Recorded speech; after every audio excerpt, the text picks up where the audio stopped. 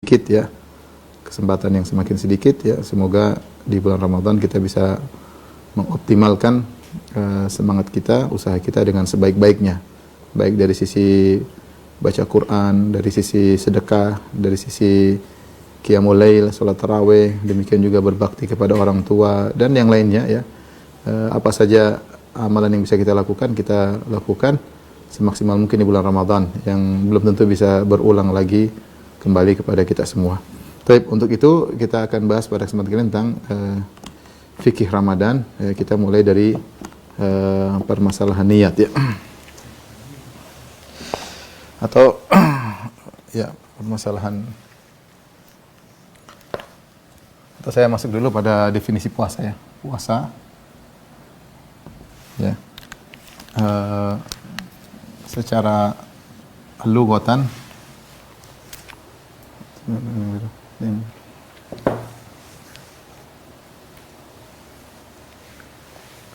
secara bahasa, kemudian secara istilah ya. Secara bahasa puasa dari as-saum ya. Saum yang artinya sama dengan al-imsak. Imsak artinya menahan.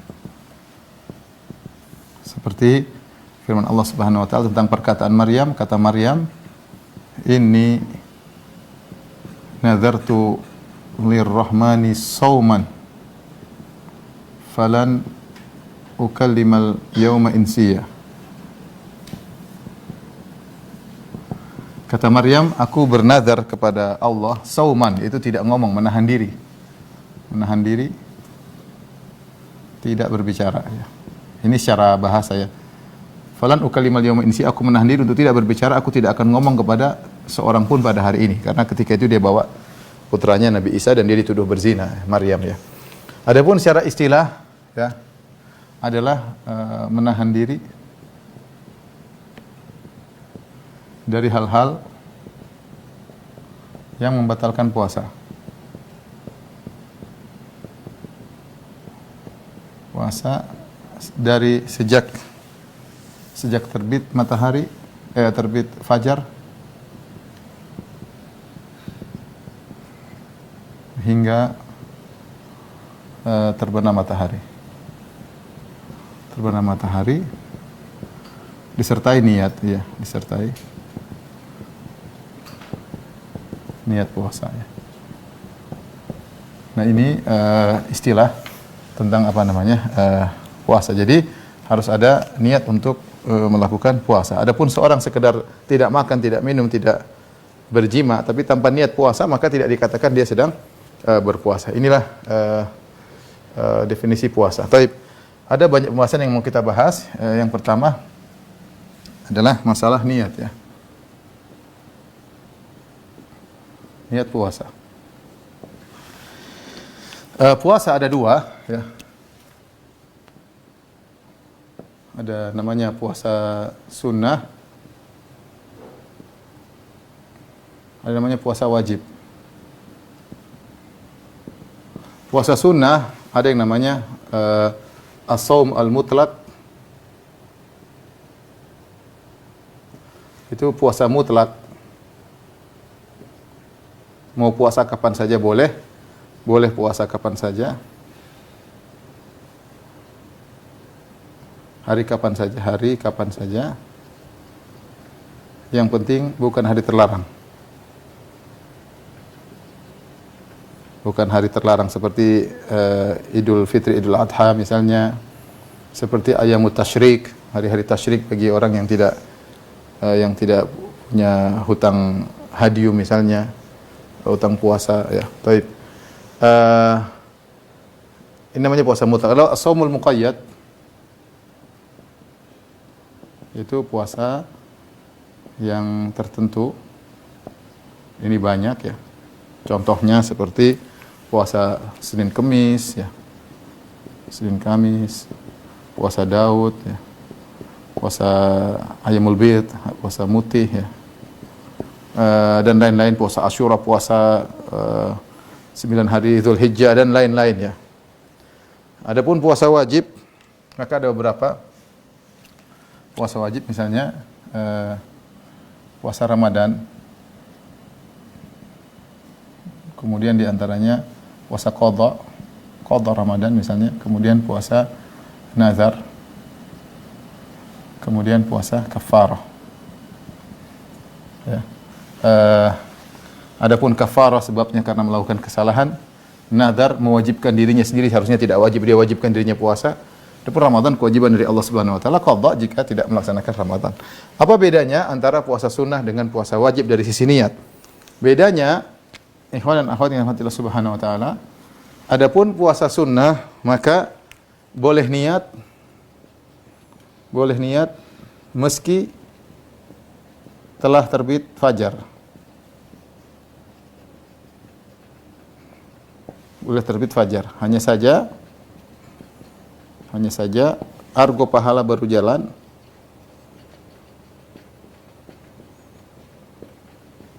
sejak niat. Jadi seorang ketika puasa sunnah dia boleh berpuasa di siang hari, dan ini dilakukan oleh Nabi SAW. Nabi SAW di pagi hari ketika mau sarapan, Rasulullah SAW tanya kepada istrinya, hal indakum ta'am, ada makan atau tidak? Kata istrinya enggak ada. Kata Nabi, idzan fa ana shaim, kalau gitu saya puasa. Nabi niatnya kapan? Siang hari, bukan di malam hari, bukan sebelum azan subuh, bahkan di pagi hari. Pingin sarapan, tidak ada. Kata Nabi, idzan fa ana shaim. Dan ternyata itu juga dilakukan oleh Ibnu Al-Bukhari rahimahullah dalam sahihnya, menyebut sekitar ada 5 atau 6 sahabat yang meniru apa yang dilakukan oleh Nabi SAW. Di antaranya Abu Hurairah, di antaranya Abu Darda, di antaranya Abu Dzar, di antaranya Salman, ya. Kalau mereka Abu Talha, di antaranya Abu Talha, kalau mereka bertanya kepada istri mereka, hal indakum ta'am, ada makanan atau tidak? Kata istri mereka enggak ada. Kata mereka, idzan fa ana shaim, kalau gitu saya berpuasa, ya. Lihatlah bagaimana para sahabat, ya. Ketika tidak ada sarapan, tidak ngomel-ngomel sama istrinya, ya. Kalau semua suami seperti para sahabat, Masya Allah, nggak ada makanan, mami, papi puasa, ya. Masya Allah, ya. Kemudian bagaimana mereka bersabar dengan kehidupan yang sangat sederhana, tidak ada makanan yang mereka puasa. Hanya saja argo pahala baru berjalan kapan kita niat. Kalau kita niat puasanya baru jam 9, berarti argo pahala baru mulai jam 9. Karena Rasulullah SAW bersabda, innamal a'malu bin niat. Amalan tergantung niat. Jadi baru dia pahala berjalan ketika kita niatkan untuk puasa. Syaratnya apa? Syaratnya yang penting sejak subuh,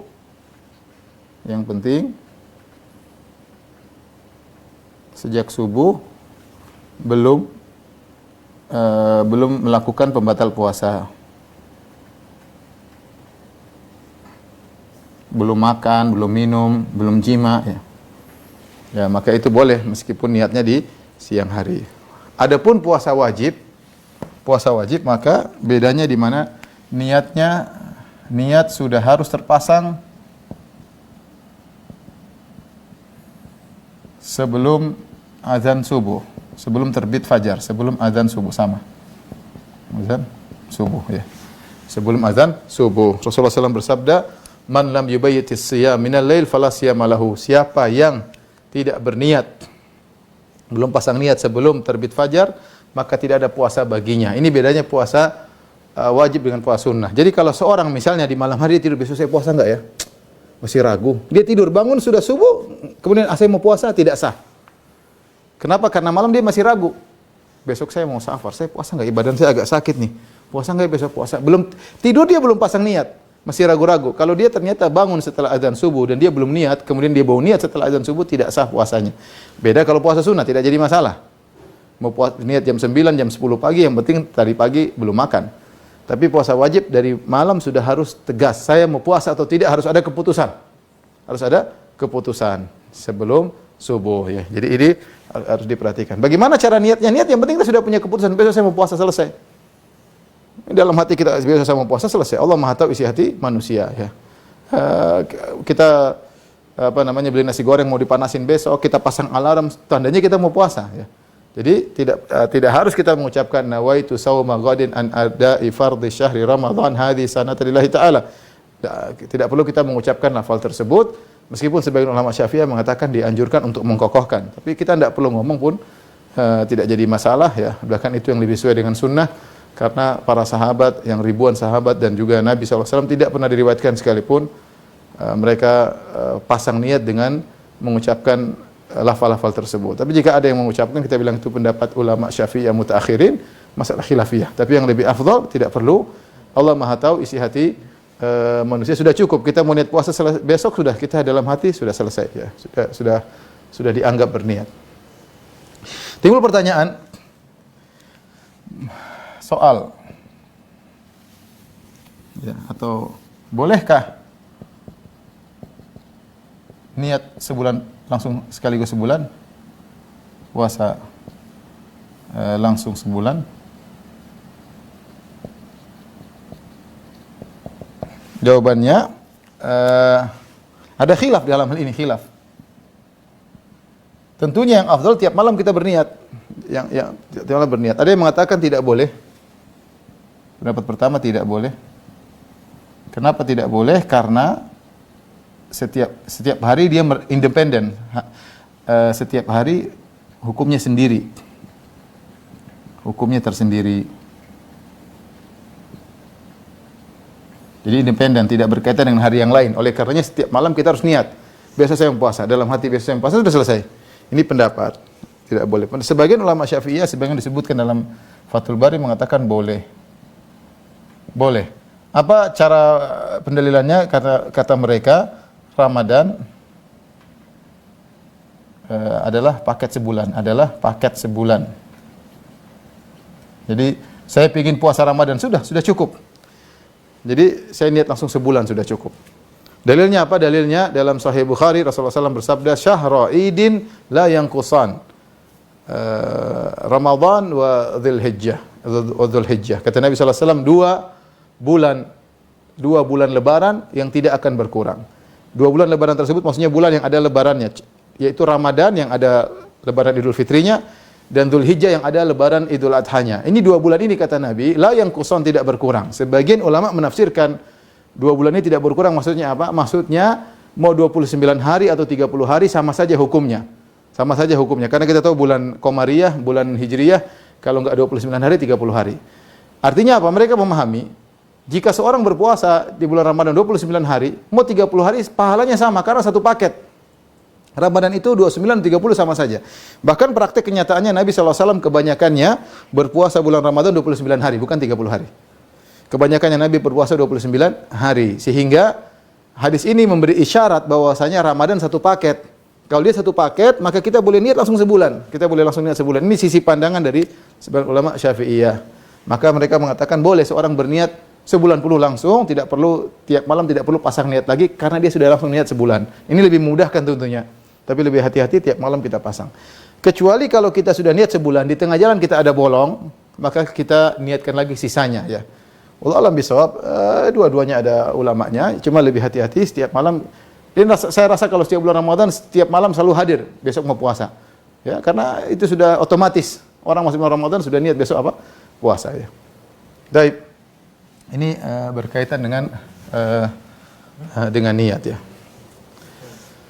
Kalau kita sudah berniat, maka kita bicara sekarang tentang permasalahan berikutnya ya. Tentang sahur ya. Ya. Permasalahan kedua adalah tentang sahur. Tentang sahur. Sahur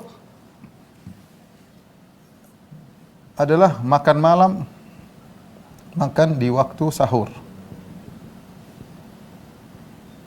Dan sahur itu sendiri adalah waktu menjelang subuh. Sahur adalah waktu menjelang subuh. Waktu menjelang subuh. Jadi maksud saya, kalau ada orang yang makan malam jam 1, makan sahur jam 1, bukan makan sahur namanya, makan malam. Dia makan jam 2 malam, itu bukan makan sahur, tetap makan malam. Karena kita subuh jam 4.36 atau jam 4.40 sekarang Jakarta ya. 4:30 lah. Kalau makan jam 1 bukan makan sahur. Sahur itu waktu menjelang subuh. Allah sebutkan dalam Al-Qur'an, wabil ashari hum yastaghfirun, di waktu sahur mereka beristighfar. Demikian juga Allah berfirman, wabil ashari hum yastaghfirun, di waktu sahur mereka beristighfar. Jadi namanya waktu sahur itu adalah menjelang subuh. Jadi makan sahur ya jam 3:30, jam 3 oke lah. Jam 3, setengah 4 ya, jam 4 itu namanya waktu sahur. Jadi makannya di waktu sahur, bukan di malam. Hukumnya tidak wajib, tapi sunnah muakkadah. sunnah muakkadah. Ini sangat ditekankan. Ya. Dalil-dalil menunjukkan seakan-akan dia wajib. Tetapi ijma' menyatakan dia tidak wajib ya. Ya. Oleh karenanya Rasulullah SAW mengatakan seperti dalam hadis ya, tasahharu. Nabi SAW contohnya tasahharu ya, fa inna fis sahuri barakah. Kata Nabi, bersahurlah, perintah, bersahurlah, sungguhnya dalam sahur itu ada keberkahan. Nabi juga bersabda, tasahharu walau bijur'atin min ma'. Bersahurlah meskipun seteguk air. Rasulullah juga bersabda, ya, al-faslu baina siyamina wa siyami ahlil kitab akalatus sahur. Kata Nabi SAW, pembeda antara puasa kita dengan puasa ahlul kitab adalah makan sahur. Ya. Ini semua ini perintah. Hukum asal perintah adalah wajib. Ya. Bersahurlah, dalam sahur ada keberkahan. Bersahurlah meskipun hanya seteguk air. Pembeda antara puasa kita dengan puasa ahlul kitab adalah makan sahur. Sehingga kalau kita hanya melihat konteks dari lafal-lafal ini, seakan-akan sahur itu wajib. Dan itu benar-benar menunjukkan kewajiban. Tetapi ketika para ulama ijma' yang dimaksud adalah sunnah, maka ini perintah semua dibawakan kepada sunnah muakkadah, yaitu sunnah yang sangat ditekankan. Maksudnya apa? Kita makan sahur bukan hanya sekedar saya kuat kok nggak sahur. Ada sebagian orang begitu, nggak sahur saya kuat kok. Puasa ringan. Bukan masalah kuat-kuatan, masalahnya kita menjalani sunnah atau tidak ya. Makanya seorang berusaha sahur meskipun seteguk air. Terutama Nabi SAW mengatakan fa inna fis sahuri barakah. Kata Nabi, dalam sahur ada berkah. Berkah ya, perhatikan berkah. Ketika kita makan sahur, maka kita makan asupan gizi yang ada berkahnya. Dan ini mempengaruhi kita dalam kualitas puasa kita. Karena kita makan sesuatu yang berkah. Makanya dianjurkan kalau kita makan, harus habis, kita berusaha habis. Bahkan kalau ada makanan yang jatuh, kita ambil. Kita bersihkan, kita makan. Karena kita nggak tahu keberkahan di mana. Di piring habis semua. Bahkan kalau ada makanan di tangan, kita jilatin untuk kita makan. Supaya tidak ada yang tersisa. Karena kita nggak tahu, ya, fi ayyi ta'amin barakah. Barakah itu Allah turunkan di, kalau bahasa kita, butiran beras yang mana kita nggak tahu. Mungkin di sayurnya, mungkin di lauknya, di ikannya, kita nggak tahu. Tapi kalau habis, ya, bukan habis sebakul, ya, habis yang di piring kita maksudnya. Kita habisin, maka sudah dipastikan kita makan berkah. Dan itu akan mempengaruhi kualitas kita dalam kehidupan sehari-hari, terutama kita makan sahur akan pengaruhi kualitas ibadah kita. Ya. Di antara keberkahannya Ibnu Hajar rahimahullah menyebutkan apa sih keberkahan sahur? Di antaranya tadi menjalankan sunnah, menyelisih ahlul kitab. Keberkahannya di antaranya jalankan sunnah. Di antaranya menyelisih ahlul kitab. Dan ini dianjurkan untuk menyelisih ahlul kitab, terutama dalam masalah ibadah, karena mereka juga puasa, bukan cuma kita puasa. Mereka juga. Kemudian di antaranya semangat ibadah. Ada orang puasa malas-malasan. Enggak, dia makan sahur, dia niatkan untuk beribadah, maka akan semangat baca Quran, semangat mengerjakan aktivitas ya. Kemudian bisa jadi menjaga akhlak mulia. Kok bisa? Apa hubungannya makan sahur dengan akhlak mulia? Karena kalau orang tidak makan sahur, lapar. Kalau lapar, bawaannya suka marah ya. Kalau lapar, bawaannya suka marah, sehingga akhlaknya bisa jadi tidak mulia gara-gara tidak makan sahur. Anaknya diomelin, istrinya diomelin ya. Diomelin semuanya ya. Taib. Waktu sahur disunnahkan diakhirkan. Ya. Sunnahnya diakhirkan. Kata Nabi SAW, jadi kalau sahur diakhirkan, kalau buka dicepatin. Kata Nabi SAW, la yazalu an-nasu bi khair ma ma akharu sahur wa ajal fitr. Ma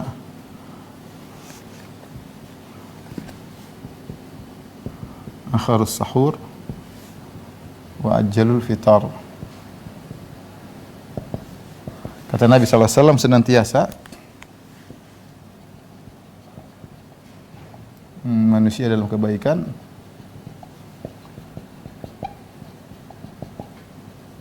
jika mengakhirkan sahur dan menyegerakan berbuka.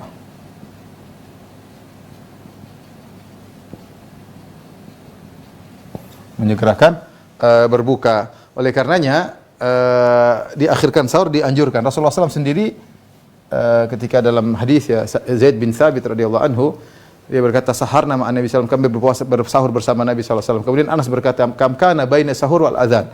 Berapa jarak antara sahur dengan azan? Kalau salah jawabannya qadra 50 ayah kalau tidak salah, saya enggak salah ingat ya. Qadru 50 ayah, seukuran baca 50 ayat. 50 ayat kalau kita baca mungkin 15 menit. 20 menit, 15 menit, 20 menit ya. Jadi antara sahur dengan azan sekitar gitu ya. Jadi kita lah kita sahur mungkin jam 4. Bagus. Sahur jam 4 ya. Setengah jam sebelum azan. Kita sahur jam segitu 25 menit sebelum azan. Semakin kita akhirkan semakin baik.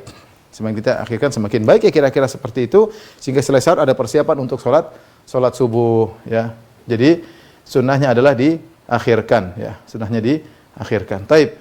Pertanyaan berikutnya, batas akhir. Batas akhirnya kapan? Batas akhir sahur. Allah Subhanahu wa taala berfirman, "Fal ana bashiruhunna wabtagu ma kataballahu lakum wa kulu washrabu hatta yatabayyana lakumul khaytul abyadu minal khaytil aswadi minal fajar thumma atimus siyama ilal lail." Kata Allah Subhanahu wa taala, maka di malam hari, fal ana sekarang di malam hari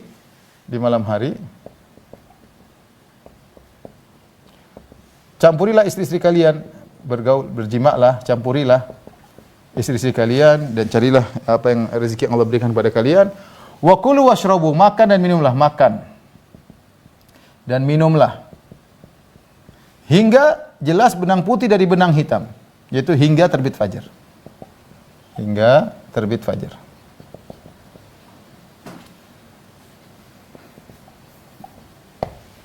Hingga terbit fajar ya. Taib. Jadi kita boleh makan dan boleh minum sebagaimana kita boleh berjima, mencampuri istri sampai terbit fajar. Terbit fajar maksudnya azan subuh. Terbit fajar karena tidak boleh azan subuh kecuali sudah terbit fajar. Dari situ kita boleh makan dan minum meskipun sampai 1 detik sebelum azan. Masih boleh. Ya, kalau sudah azan kita harus berhenti. Harus berhenti. Itu limit. Kalau kita setelah azan maksa makan, maksa minum batal. Ayatnya jelas. Kalian makan dan minum sampai terbit fajar. Lebih daripada itu nekat batal.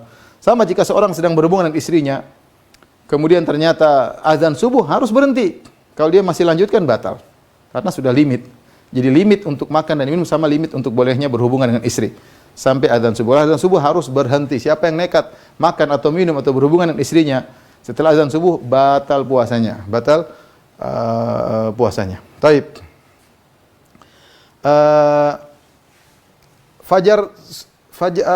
Khaytul abyad, fajar. Fajar ada 2, kata Nabi menjelaskan. Perhatikan, fajar ada 2.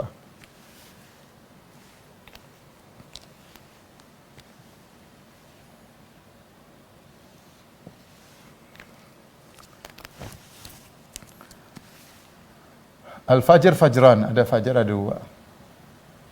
Ada namanya fajar kadzib, ada fajar shadiq. Fajar shadiq inilah yang berkaitan dengan salat subuh ya. Apa bedanya antara fajar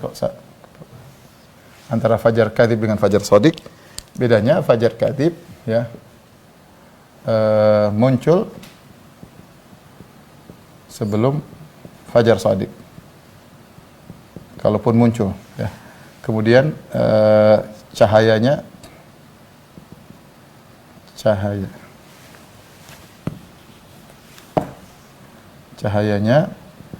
vertikal. Adapun ini adapun fajar shadiq cahayanya horizontal. horizontal. Horizontal. Kalau fajar shadiq vertikal ke atas ya. Kemudian akan hilang. Akan redup. Adapun ini semakin besar. Semakin besar. Jadi kalau kita lihat cahaya sebelumnya, jangan langsung kita katakan itu fajar, karena bisa jadi fajar shadiq. Bisa jadi fajar kadzib, fajar dusta. Yang berkaitan dengan wajib salat, wajib azan subuh atau wajib berhenti sahur adalah fajar shadiq, bukan fajar kadzib, bukan fajar kadzib, tapi fajar shadiq. Nah, kapan fajar shadiq? Pertanyaannya kapan? Ini pertanyaan, kapan fajar shadiq?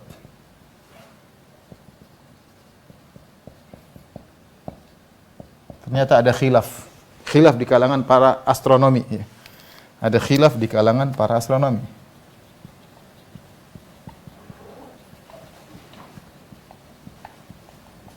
Astronomi Islam tentunya. Baik. Saya kasih gambaran. Ini cakrawala. Cakrawala.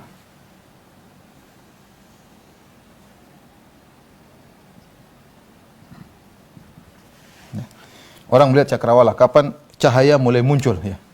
Maka di Indonesia yang diterapkan Departemen Agama bahwasanya jarak matahari untuk terlihat fajar shadiq adalah matahari di bawah cakrawala, tentunya matahari belum, kalau sudah ke atas berarti terbit. Ya. Jarak antara cakrawala dengan matahari minus 20 derajat. Ingat ya, bulatan matahari mengelilingi bumi atau mengitari bumi dengan 360 derajat. Posisi matahari dibandingkan bumi 360 derajat. Ini minus 20, minus 19 sampai 0. Baru 1, 2 dan seterusnya ya. Sampai 360. Jadi minus 20. Sehingga kita bicara di Jakarta.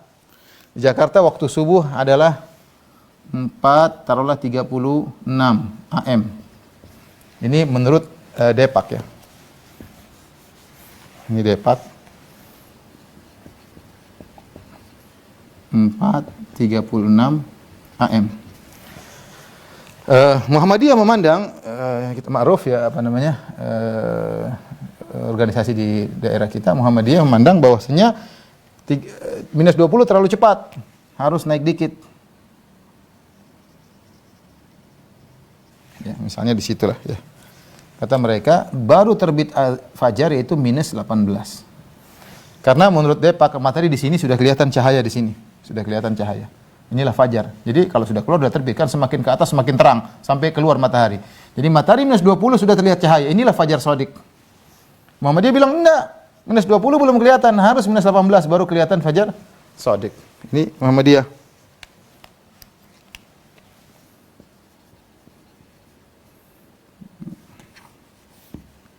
Di sini kita lihat saja. Muhammadiyah. Sehingga kata mereka Depak azannya kecepatan harus diundur. Ini baru-baru saja saya baru dapat keputusan Muhammadiyah baru tahun ini ya. Sebelumnya saya belum tahu ya. Jadi karena bedanya 2 derajat, 1 derajat 4 menit. Gampangannya begini kan. 360 derajat 24 jam. 360 derajat itu putaran matahari atau bumi mengitari matahari berputar mengitari bumi 24 jam ya. Kalau kita lihat ya, 24 jam 36 derajat. Ya, berarti tinggal kalikan saja 24 kali 60 mungkin 1400 sekian. Nah, kalau dibagi 1400 sekian menit dibagi 360 keluarnya setiap derajat itu adalah 4 menit. Setiap derajat 4 menit karena perbedaannya 2 derajat maka bedanya 8 menit. Bedanya 8 menit oleh karenanya Muhammadiyah adzannya itu ditunda 8 menit jadinya jam 4 untuk Jakarta 36 tambah 8 44 jadi jam 4 lewat 44 AM. Azan yang sekarang yang dipraktekkan di Jakarta yang kita punya jadwal-jadwal itu kecepatan 8 menit Muhammadiyah ya. Saya baca di Malaysia adalah 19,5 ya. Ya, Malaysia adalah minus 19,5. Jadi cuma beda 2 menit sama Depak ya. Ini Malaysia. Kuala Lumpur ya. Jadi mereka mengatakan fajar baru kelihatan 19,5 ya. Ada beda-beda kalau kita lihat daftar secara dunia internasional ternyata beda-beda. Yang paling ekstrim saya pernah dapati, ada yang mengatakan minus 15. Ada apa yang nulis ISNA atau siapa itu, lembaga internasional yang kemudian mengatakan bahwasanya fajar baru kelihatan kalau minus 15 derajat. Wallahu alam perbedaan ini karena sudut pandang berbeda tentang makna fajar atau karena lokasi mempengaruhi penilaian ya. Jadi kalau kita mengikuti ini dengan Indonesia, jadi bedanya 20 menit. Menurut mereka Indonesia azannya kecepatan 20 menit. Karena 5 derajat, 1 derajat 4 menit, 5 derajat berarti 20 menit. Ini saya bilang kenyataan yang terjadi ya. Mana yang lebih benar wallahu alam bisawab ya. Kalau antum pingin tahu yang lebih benar, antum harus praktek. Tapi semuanya terpercaya. Dan ini khilaf bukan cuma di tanah air. Jangan salah paham.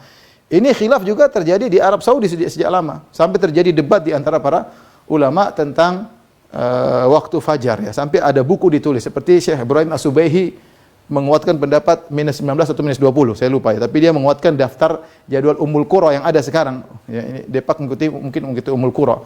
Sementara ada Sa'ad Al-Khazlan, ulama kibar juga sekarang nulis bahwasanya sekarang kecepatan. Debat di antara keduanya ya. Menurut Sa'ad Al-Khazlan hafizahullah taala kecepatan.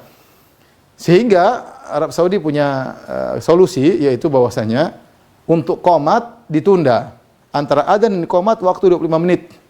Sehingga ketika waktu qomat ditunda 25 menit, maka permasalahan selesai.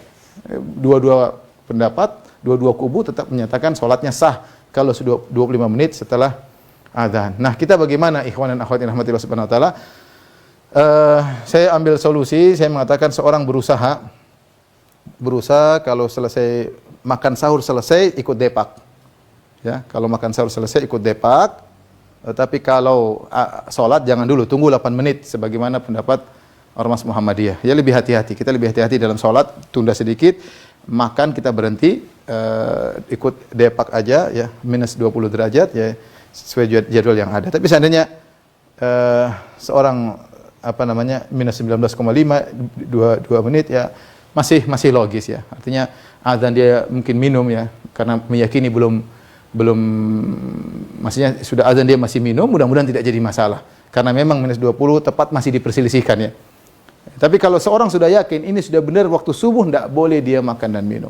Kalau dia nekat makan dan minum, dia yakin sudah masuk waktu subuh, maka batal puasanya atau tidak sah puasanya ya. Ini kira-kira berkaitan dengan akhir waktu sahur. Tolong dihapus.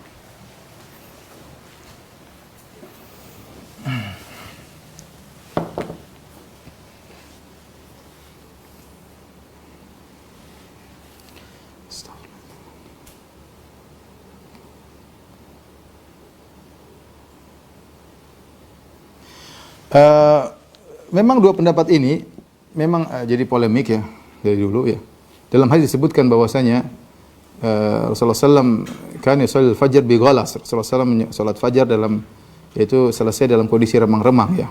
Kemudian Rasulullah SAW ketika selesai salat ya'rifu ahaduna jalisahu, maka baru kelihatan orang di sampingnya. Jadi ketika masuk salat masih gelap dalam Masjid Nabawi. Kalau Rasulullah SAW assalamualaikum warahmatullahi baru kelihatan oh si fulan ternyata. Lampu mati ya. Ketika Rasulullah SAW selesai salat subuh, maka seorang baru kenal di sampingnya. Sebelah kanannya masih belum. Yang orang kedua, ketiga belum, tapi yang di samping persis ketahuan. Berarti masih sangat remang. Itu waktu selesainya salat Nabi SAW. Kadang kalau saya juga berpikir kalau kita mengambil pendapat seperti tadi, azan subuh kecepatan 20 menit. Kita ambil pendapat itu. Sekarang 4.36. Berarti azannya tunda 20 menit. Berarti 4.36 jadi 4.56, hampir jam 5 baru azan subuh. Setelah itu habis azan subuh jam 5, komatnya kan lama, komat 20 menit taruhlah. Rasulullah tidak mungkin langsung komat, nunggu para sahabat datang ya. Taruhlah. Coba kita bayangkan. Taruhlah 15 menit atau 20 menit, berarti 5.20 kita baru komat. Rasulullah salatnya panjang. Bagaimana Umar bin Khattab kalau salat dia baca rakaat pertama surat Yusuf, rakaat kedua dia baca surat yang lain ya. Taruhlah kita minimal Rasulullah salat setengah jam. Berarti 5.20 kita komat setengah jam, berarti 6 kurang sudah terang benderang selesai salat. Sudah ada penjual bubur ayam jam segitu ya. Jadi ya kita mau terapkan juga, berat juga. Artinya maksud saya masing-masing punya cara pandang ya. Ada yang mengatakan minus minus 15, dia bilang yang minus 20 itu yang dilihat bukan fajar shadiq, itu fajar kadhib. Fajar kadhib bukan fajar shadiq. Khilaf di antara mereka. Makanya saya bilang hati-hatinya, ya sudahlah. Saya demikian juga saya lihat ada seorang ahli astronom yang mendukung pendapat Deepak, dia tampilkan foto-fotonya dan logis juga ya, intinya lebih hati-hati seorang berhenti sahur sesuai dengan jadwal yang ada ya. Kalaupun mungkin 1 menit 2 menit oke lah, nggak ada masalah. Ya, nggak ada masalah ya. Tapi dia jangan sholat kecuali setelah 8 menit 10 menit sebagaimana yang di pendapat organisasi Muhammadiyah. Wallahu alam bisawab. Baik. Masih ada waktu kah? Masih. Baik, kita lanjutkan tentang masalah sekarang yang dijauhi ketika puasa atau pembatal-pembatal puasa ya.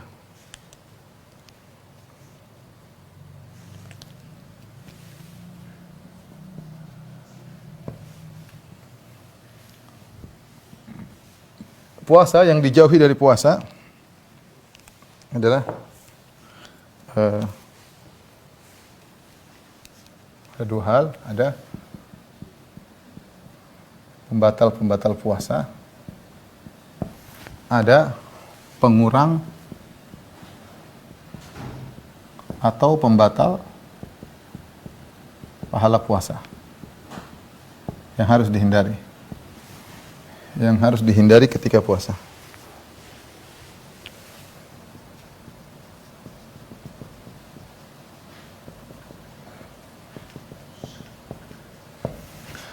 Pembatal-pembatal puasa bisa kita klasifikasikan menjadi 2, yang disepakati, yang diperselisihkan.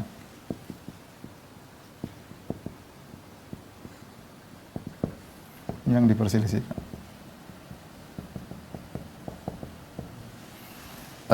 Yang disepakati ya, secara umum ada 2. Ada makan dan minum, ada jima. Yang dipresisikan banyak, misalnya bekam, hijamah, ya, membatalkan puasa atau tidak. Misalnya muntah, ya. Ini juga dipresisikan oleh para ulama membatalkan puasa atau tidak. Misalnya juga tidur seharian penuh. Dalam hal ini tidur dari sebelum azan subuh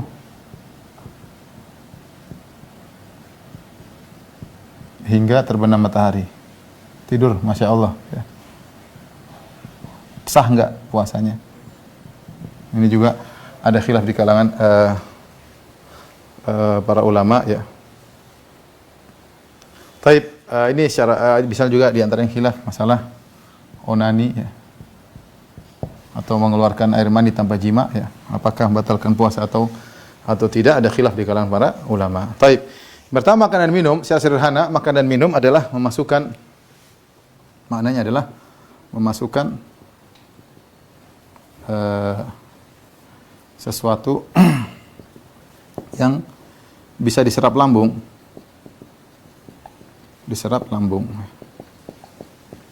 ya, melalui saluran inti makanan. Itu dalam kurung mulut atau hidung ya. Ini secara sederhana itu namanya makan dan minum ya. Nanti para ulama khilaf bagaimana kalau batu dimasukkan, batal atau tidak ya. Batu bukan makanan, tidak bisa diserap oleh lambung. Ini ada khilaf ya. Jumhur ulama mengatakan apapun yang dimasukkan pokoknya masuk lambung batal. Sebagian ulama seperti ulama Malikiyah ya, dipilih oleh Ibnu Taimiyah bahwasanya kalau tidak bisa diserap oleh lambung tidak bisa dikatakan makan dan minum ya. Ulama Hanafiyah ya, kalau dimasukkan misalnya kelereng atau kerikil, kalau bertahan dalam perut batal, tapi kalau bisa dikeluarkan lagi tidak ya. Tapi kalau suatu yang bisa diserap oleh lambung, maka ulama sepakat ada suatu yang bisa dari lambung, apakah itu makanan atau racun masuk dalam lambung, membatalkan puasa ya, membatalkan puasa. Misalnya dia masukkan minyak, masukkan apapun bisa diserap oleh lambung, maka membatalkan puasa. Dari sini kita tahu bukan membatal puasa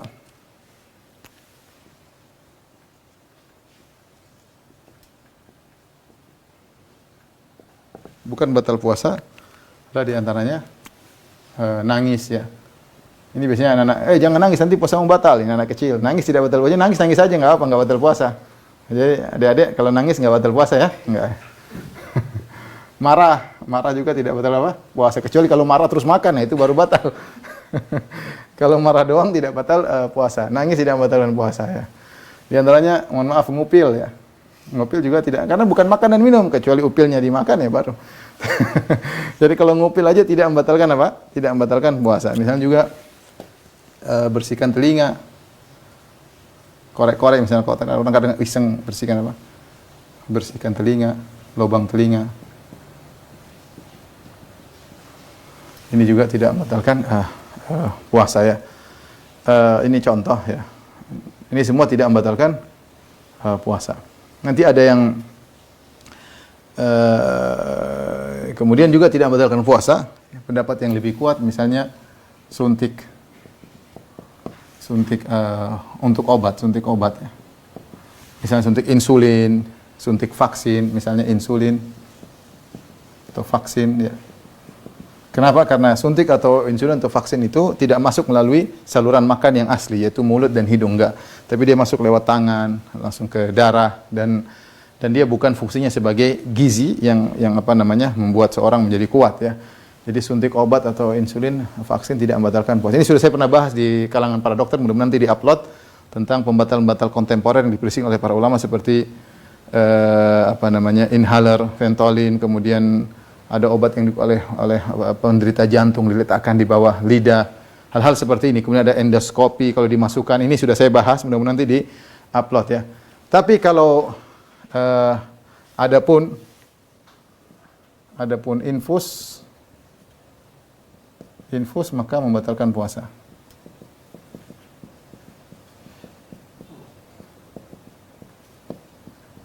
Kenapa? Karena infus fungsinya seperti makan dan minum. Infus fungsinya seperti makan dan minum, memberi energi dan pengganti makan dan minum.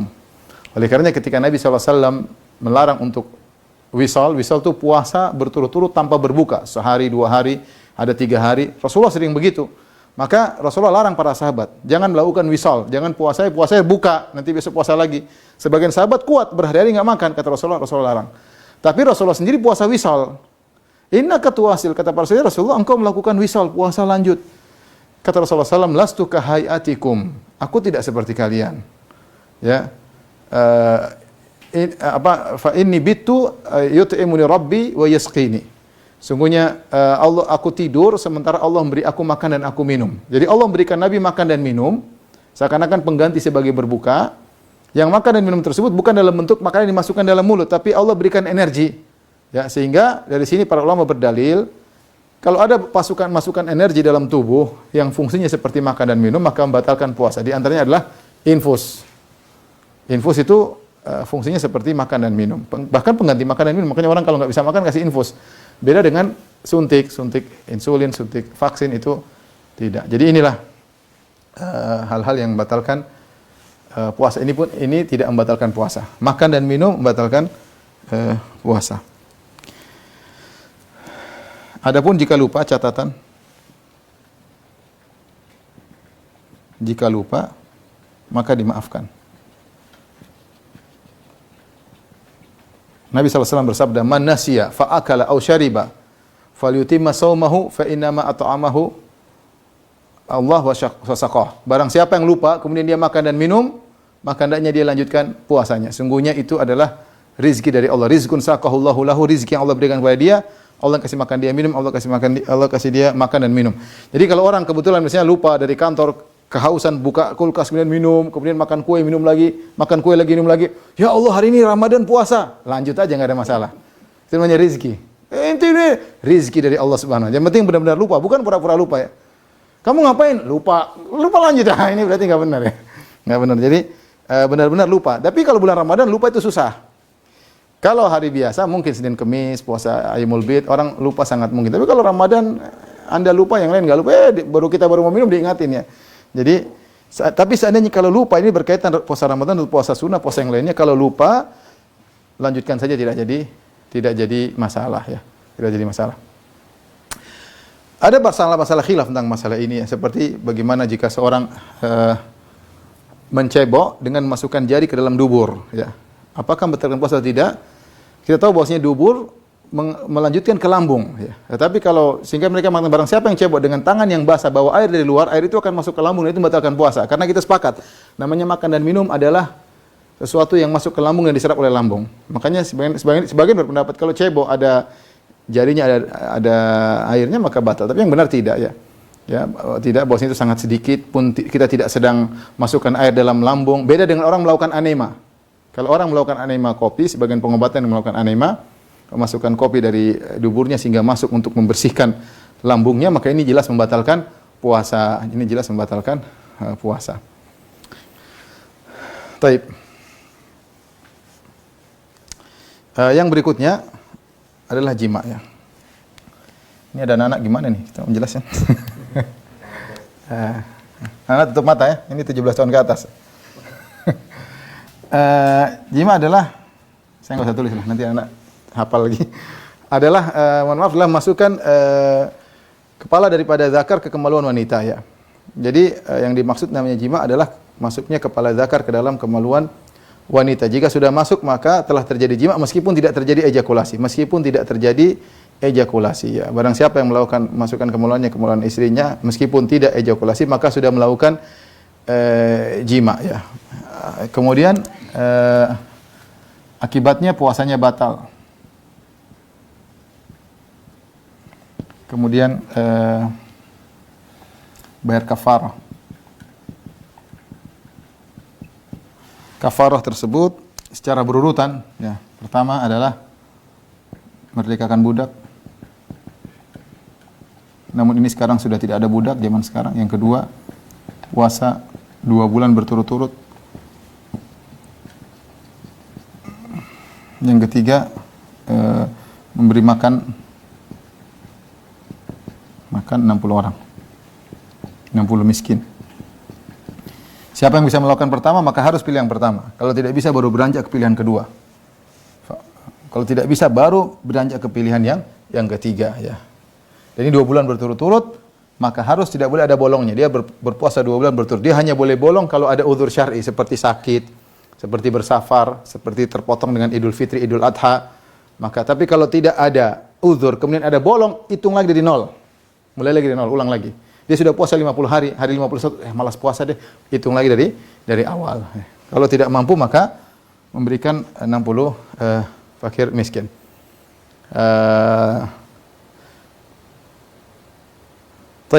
Jika terjadi ejakulasi tanpa jima, ini bagi bapak dan ibu-ibu, jika terjadi ejakulasi tanpa jima, maka puasanya batal. Contoh onani adalah model ejakulasi tanpa jima. Pendapat yang lebih kuat, pendapat 4 mazhab bahwasanya ini membatalkan puasa. Tentu ada khilaf, tapi saya tidak ingin panjang lebar ya. Membatalkan puasa, namun tidak bayar kafarah.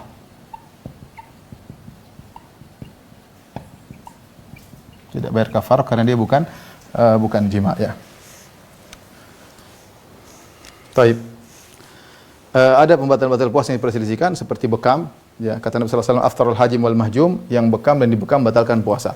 Ada khilaf apakah hadisnya masih berlaku atau sudah mansukh, ada khilaf di kalangan para ulama. Ini dari sini berkaitan dengan masalah hukum donor darah. Hukum donor darah dibangun di atas masalah bekam. Bagi yang mengatakan bekam membatalkan puasa, maka donor darah karena darah yang keluar dalam jumlah yang besar, setengah liter, 1 liter, maka puasa batal. Apa hikmahnya? Karena syariat memperhatikan kesehatan seseorang. Jika orang bekam, maka dia lemas. Jadi syariat sudah buka puasa aja. Karena kalau dipaksa bisa jadi sakit. Sama orang donor darah, ambil darahnya mungkin dia puyeng, pusing, mending dia berbuka. Tapi yang berpendapat bahwasanya bekam tidak membatalkan puasa karena mengatakan hadis tentang aftarul hajim wal mahjum, orang yang dibekam batal puasanya adalah hadis yang mansukh, dan ini banyak pendapat para sahabat dan dirojihkan oleh sebagian ulama, dan saya lebih condong pada pendapat tersebut bahwasanya bekam tidak membatalkan puasa. Maka kalau bekam tidak membatalkan puasa, berarti donor darah tidak membatalkan puasa ya. Adapun kalau cuma ngambil sampel darah untuk periksa darah tidak, karena itu jumlahnya kecil. Muntah kalau sengaja muntah, man dara'ahul qai, barang siapa yang termuntahkan, enggak kuat muntah, tidak batalkan puasa. Tapi faman istaqa, barang siapa yang sengaja memuntahkan, falyaqdi, maka dia batal puasanya. Jadi muntah ada dua kondisi. Kalau dia termuntahkan karena sakit, kemuntah, maka tidak batal. Tapi kalau dia sengaja ngorek-ngorek supaya muntah, maka puasanya batal dan dia wajib qadha. Tidur seharian penuhnya ada khilaf di kalangan para ulama. Tidur, kalau orang tidur, misalnya sebelum subuh, ngantuk malam begadang, terus makan sebelum subuh, niat puasa tidur. Adzan lewat semua. Tahu-tahu jam 1 dia bangun. Wah, bangun, lihat, tidur lagi. Bangun sudah isya. Puasanya sah, ini ijma sah puasanya. Kenapa? Karena dia sempat sadar meskipun sedetik di siang hari. Dia sempat sadar sedetik, ini ijma ulama puasanya sah. Karena dia ada niat dan dia sengaja melakukan sesuatu yang menunjukkan dia puasa. Buktinya dia sempat menahan diri dari makan dan minum meskipun hanya sedetik di siang hari. Tetapi yang jadi khilaf di kalangan para ulama, kalau dia tidur sebelum subuh, ini tidak bangun sama sekali, bangun-bangun setelah maghrib. Puasanya sah atau tidak? Ada khilaf. Jumhur ulama mengatakan puasanya sah, sebagian ulama mengatakan puasanya tidak sah karena dia tidak melakukan suatu amal. Ya, dia hanya tidur dan seandainya dia terjaga sebentar, oke lah. Tapi dia dari awal sampai akhir tidur, maka dia harus puasanya tidak sah dan dia harus qadha. Ada khilaf di kalangan para ulama. Demikian juga misalnya orang yang dikasih obat bius atau orang yang pingsan, ya. Hukumnya mereka bedakan antara tidur dengan obat bius dan pingsan. Barang siapa yang pingsan dan karena tidur dengan pilihan dia mau tidur, dia bisa juga terbangun di siang hari. Adapun pingsan dan obat bius, maka dia sudah tidak bisa berbuat apa-apa, sehingga kalau dia dibius sebelum subuh dan bangun setelah maghrib, maka tidak sah. Sama kalau dia pingsan sebelum subuh dan bangun setelah maghrib, maka tidak sah. Lainnya kalau dia bangun di tengah-tengah, itu masih sah. Taib, ini hal-hal yang membatalkan puasa. Dan ini ikhwan dan akhwat yang rahmatillah subhanahu wa ta'ala, Allah mengatakan, kutiba alaikumus siyamu kama kutiba alal ladzina min qablikum la'allakum tattaqun. Ini semua ikhwan adalah sarana untuk mencapai ketakwaan. Mencapai ketakwaan. Nah, kita perhatian masalah ini, jangan sampai melakukan batal puasa. Namun ada yang lebih penting adalah jangan melakukan pengurang atau pembatal puasa. Pahala puasa kita bisa kena roaming, ya. Bisa kena roaming, bisa berkurang pahala puasa. Bahkan bisa habis. Tergantung roamingnya, roaming interlokal atau roaming internasional, ya. Tergantung apa yang kita lihat, ya. Apa yang kita dengar dan apa yang kita bicarakan. Maka tujuan puasa, intinya puasa harus beradab. Puasa harus beradab.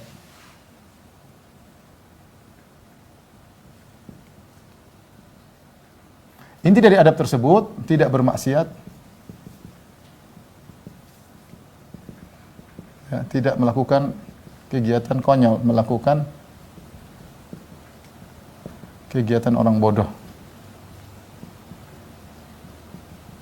Kenapa demikian? Karena puasa itu adalah suatu kondisi yang jika orang sudah berniat puasa, argo pahala jalan. Tadi kita sudah sebutkan untuk puasa sunnah, kapan argo pahalanya jalan? Jika dia pasang niat meskipun jam 9 pagi, baru argo pahalanya jalan. Tapi kalau dia sejak pagi sudah berniat puasa, maka argo pahalanya jalan. Seperti kita umrah. Kalau kita umrah, kita pakaian ihram, terus kita di mikot, di Bir Ali, kita mengatakan labbaik Allahumma umrah atau labbaik Allahumma hajjan. Pahala jalan.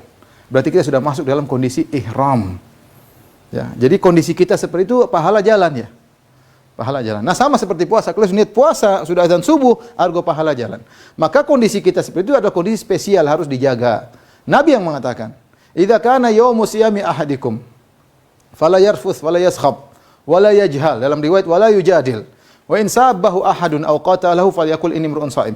Kalau salah seorang sedang berpuasa, kata Nabi, maka jangan dia teriak-teriak. Jangan dia melakukan kejahilan, jangan dia berkata-kata kotor. Dalam riwayat jangan dia berjidal, jangan berdebat.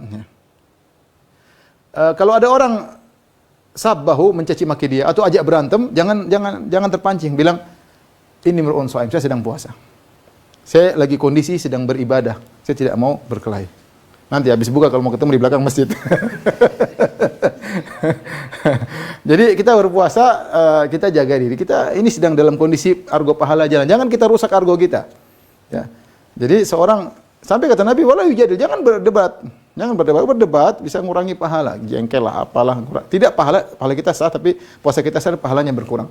Makanya ketika Jabir bin Abdullah berkata, "Idza shama ahadukum falyasum sam'uhu wa basarahu wa lisanuhu. Jika salah seorang dari kalian sedang berpuasa, matanya juga puasa, telinganya juga puasa, lisan juga puasa. Bukan cuma puasa makan dan minum, tapi puasa mata, jangan lihat sembarangan, puasa telinga, jangan dengar sembarangan, puasa mulut, jangan ngomong sembarangan, jangan komentar sembarangan. Masih bilang tadi bisa kena roaming. Apa yang kita lihat bisa merusak pahala kita. Terkadang roaming lokal, terkadang interlokal, terkadang internasional. Hati-hati. Ya. Makanya sebagian ulama mengatakan inilah pencurian dalam puasa. Kita dicuri banyak oleh medsos, oleh Facebook, oleh YouTube. Kita buka lihat cewek, udah, cerit, pahala kita diambil. Wih, ternyata internasional. Lama lagi lihatnya si lahir. Pus, langsung pulsa habis. Allah musta'an itu. Makanya kurangi ya. Jadi kalau lokal mungkin sedikit ya. Kalau interlokal udah internasional.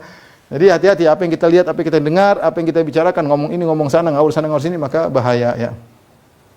Jadi intinya tidak bermaksiat, tidak melakukan kegiatan yang bodoh, teriak-teriak, enggak perlu. Jaga kita dalam kondisi sedang mulia, sedang berpuasa. Makanya benar ada hadis dhaif, tidurnya orang puasa dapat berpahala, tapi maknanya benar. Kalau orang dia memang sedang berpuasa dan dia capek, dia letih ingin tidur, tidurnya dapat pahala karena dia itu dalam kondisi berpuasa. Apalagi niatnya untuk kuat nanti sholat malam misalnya dan yang lainnya ya. Masalah. Kenapa kondisi dia kondisi yang mulia?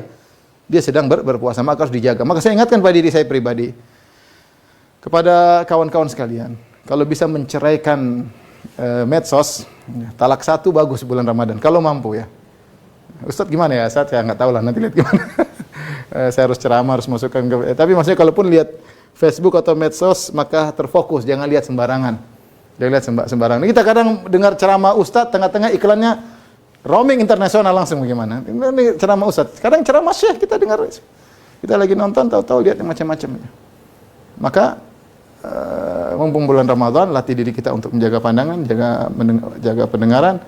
Enggak usah dengar orang bertengkar-bertengkar sudah. Masih banyak pengajian bisa kita dengar. Ya. Enggak usah dengar ikut perdebatan bulan Ramadan, enggak usah lah. Apalagi kalau ternyata kita sampai melakukan maksiat. Taib. Karena Nabi mengabarkan, ada orang puasa nggak dapat pahala, itu jadi masalahnya.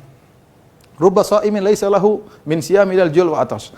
Betapa banyak orang berpuasa dia tidak mendapatkan dari puasanya kecuali al-ju', lapar dan dahaga. Dia dapat itu doang, pahala nggak ada. Kenapa? Kena roaming internasional. Sama seperti Nabi SAW mengatakan, Rubba qa'imin laisa lahu min qiyami illa sahar wa ta'. Betapa banyak orang salat malam tidak dapat apa kecuali cuma capek dan begadang. Ya. Maka Rasulullah SAW berkata, Allah berfirman dalam hadis qudsi, "Man lam yada' qaula zur wal jahla wal amala bihi falaysa lillahi hajatun fi ayyada' ta'amahu wa syarabahu." Barang siapa yang berpuasa tidak meninggalkan dusta, maka Allah tidak butuh dengan puasanya. Ya, Allah tidak butuh dengan puasanya. Nah, jangan sampai kita perhatian pembatal puasa, namun kita tidak mencapai tujuan. Tujuan apa? La'allakum tattaqun. La'allakum tattaqun. Agar kalian bertakwa. Tujuan utama puasa ini, la'allakum tattaqun. Ya. Kita enggak makan, enggak minum, tapi kita liar apa yang kita lihat apa yang kita dengar, liar apa yang kita omongkan. Ya. Tujuan puasa tidak tercapai, ya, maka puasa tidak ada nilainya. Puasa tidak ada nilainya. Makanya para ulama khilaf, jika seorang bermaksiat,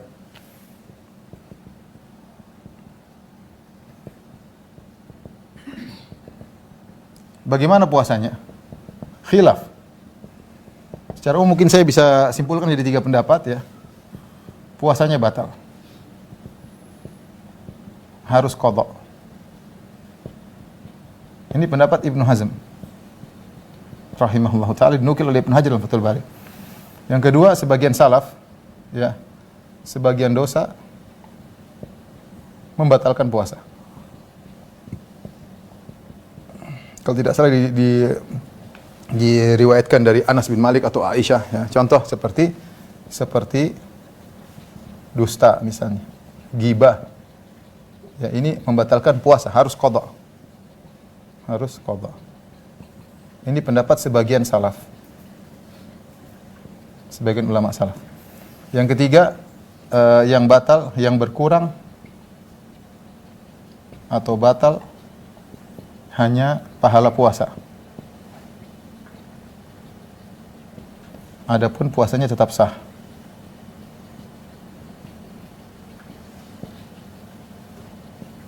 Maka ini adalah pendapat jumhur, mayoritas. Ini pendapat yang lebih kuat ya.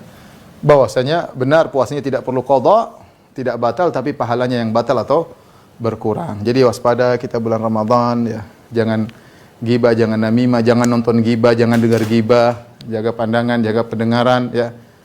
Kita berusaha ya beribadah di bulan Ramadan dengan sebaik-baiknya. Kapan lagi kita mau baik? Seorang penyair berkata, "Idza lam tatib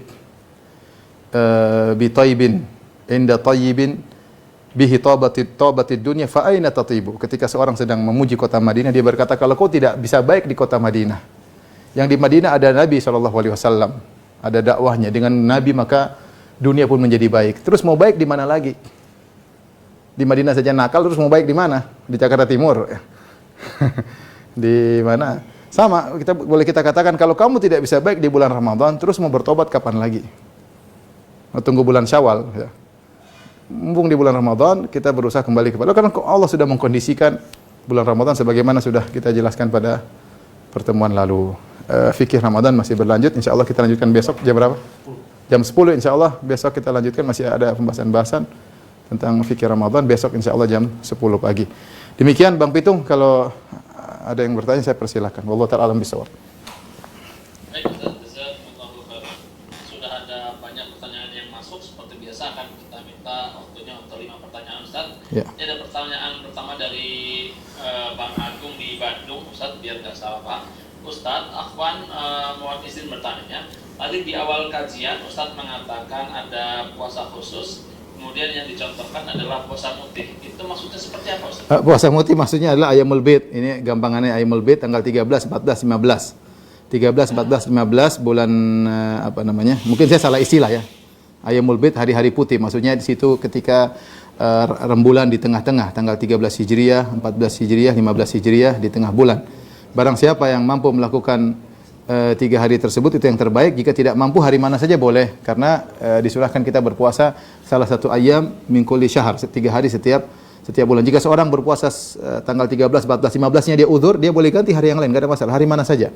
Ya, yang penting bukan hari terlarang, maka yang penting 3 hari setiap bulan, karena al hasanatu bi asyri amsalihha, kebaikan dilipat gandakan 10 kali, maka jika orang puasa 3 hari seperti puasa 30 hari.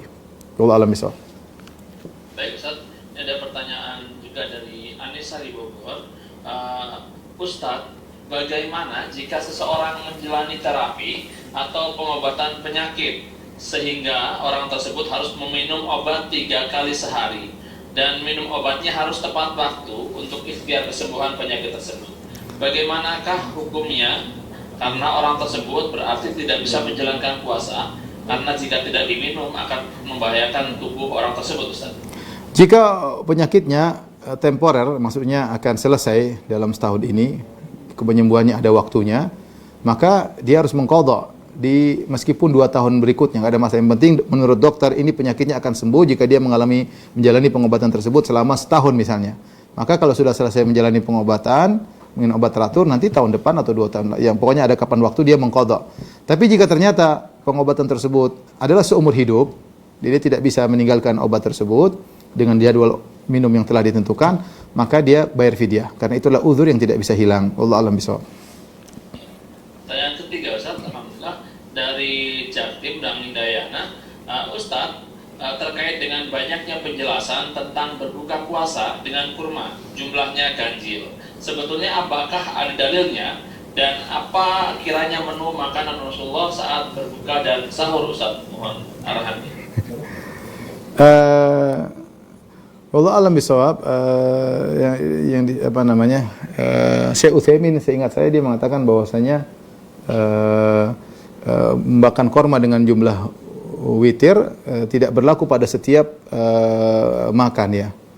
Contoh misalnya Rasulullah SAW mengatakan man tasabbaha bi sab'i tamratin ajwa, barang siapa yang makan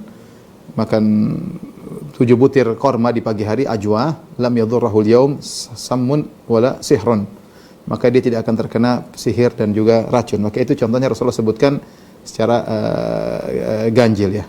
Adapun untuk buka puasa maka maksudnya tidak ada dalil yang menunjukkan harus dimakan witir 3, 5 ya, 7 ya. Sehingga tidak bisa dikatakan sunnah. Wallahu a'lam bishawab ya. Seingat saya Syekh Utsaimin, nanti saya akan cek lagi, seingat saya Syekh Utsaimin berpendapat demikian. Baik Ustaz, pertanyaan keempat dari Revi. Ustadz, saya sedang dalam terapi penyembuhan mata dengan obat tetes mata sehari 6 kali, rentang 4 jam sekali. Apakah tetes mata obat antibiotik ini membatalkan puasa? Tetes mata mungkin tidak sampai ke lambung Ustadz, tetapi setelah saya teteskan ke mata, biasanya saya merasakan rasa pahit di tenggorokan. Gitu, Ustadz. Memang untuk telinga memang tidak ada saluran menuju ke kerongkongan kecuali kalau ada gendang telinganya yang robek ya. Tapi kalau untuk mata memang saya sudah tanya para dokter, memang ada saluran yang mengantarkan. Tetapi tentunya kita ketika memasukkan obat tetes mata di mata, niatnya bukan untuk makan dan minum. Maka dilihat apakah benar-benar sampai ke kerongkongan. Karena bisa jadi, memang ada khilaf ya di kalangan para ulama. Mereka mengatakan mungkin seorang merasakan pahit di kerongkongan atau di lidah. Tapi bisa jadi itu bukan berarti zatnya sampai. Bisa jadi sarafnya terkena di atas, kemudian rasanya sampai ke lidah bawah atau ke kerongkongan. Ya, maksud saya lebih cenderung bahwasanya tidak membatalkan puasa. Apalagi dia mungkin setetes, tapi beda kalau dia mungkin masukkan langsung 5 tetes sekali, itu memang agak repot. Tapi kalau cuma setetes, kemudian nanti berapa jam lagi setetes lagi, menurut saya tidak jadi masalah karena dia tidak merasakan sampai ke dalam. Kalau dia merasakan sini dia boleh buang, ya. Dia merasakan misalnya ada rasa pahit, dia buang, nggak ada masalah. Ya, kenapa? Karena hukum asal puasanya adalah sah. Adapun yang membatalkan adalah perkara yang diragukan. Wala yazulu yakin bisyak, bahwasanya keyakinan tidak bisa diragukan dengan dibatalkan dengan keraguan. Dan kalaupun sangat sedikit yang sampai, maka ditoleransi oleh syariat, dimaafkan. Sebagaimana kita dibolehkan ketika wudu berkumur-kumur, dan kalau kita berkumur-kumur pasti ada sisa air dari kumur-kumur tersebut yang akan tertelan meskipun sangat sedikit ya. Demikian juga kita dibolehkan berpuasa sambil bersiwak. Ketika bersiwak pakai kayu siwak pasti ada sisa mentolnya yang terasa di mulut dan itu akan tertelan, dan itu ditoleransi oleh syariat karena tujuan kita bukan untuk makan dan minum, tapi siwak untuk membersihkan, kumur-kumur untuk berwudu. Sama, maka saya katakan kalau orang menggunakan tetes mata apalagi cuma 1 tetes ya, kemudian terus dia ada jedanya, kemudian dia rasa di sini, kalau dia rasa dia buang ludah aja, mudah-mudahan tidak jadi masalah sebagaimana pendapat sebagian ulama. Wallahu a'lam bishawab. Baik Ustaz, pertanyaan kelima atau pertanyaan terakhir, mohon maaf pada ikhwan yang sudah bertanya karena ini banyak sekali namun waktu kita sangat terbatas. Ini pertanyaan terakhir yang saya bacakan dari Ummu Lingga. Ustaz, untuk yang sedang sakit sehingga tidak mampu saum, bagaimana cara membayar fidyahnya setiap hari atau harus digabung di akhir Ramadan? Berapa liter ukuran beras perharinya, Ustaz? Ada 2 cara membayar fidyah. Bisa dengan liter beras, 1 hari dibayar dengan setengah sok. 1 sok adalah ukuran zakat. Berarti setengah sok sekitar, kalau zakat 2,5 kg sampai 3 kg beras, maka kalau 1 hari untuk fidyah kita bayarnya 1/4 kg atau 1,5 lah kilogram. Kira-kira demikian. 1 hari segitu bayarnya. Atau dengan cara yang lebih mudah, kita siapkan makanan siap makan, siap saji. Kalau kita punya hutang 30 hari, tinggal kita buat nasi bungkus 30, kita bagikan kepada orang miskin, 1 bungkus 1 hari. Jadi kalau kita bagi 30 bungkus sudah ya, makan siang atau makan malam terserah. Ini cara membayar fidyah. Adapun kapan bayar fidyahnya? Bayar fidyah baru boleh dilakukan jika sudah ada sebabnya. Sebabnya itu jika terjadi batal. Artinya kalau seorang baru batal 5 hari, dia baru boleh bayar fidyah untuk 5 hari.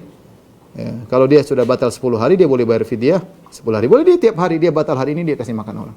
Besok batal lagi, makan 1 bungkus lagi. Besok lagi 1 bungkus lagi. Atau dia mau kumpulkan nanti, setelah batal 30 hari, 30 bungkus sekaligus, boleh.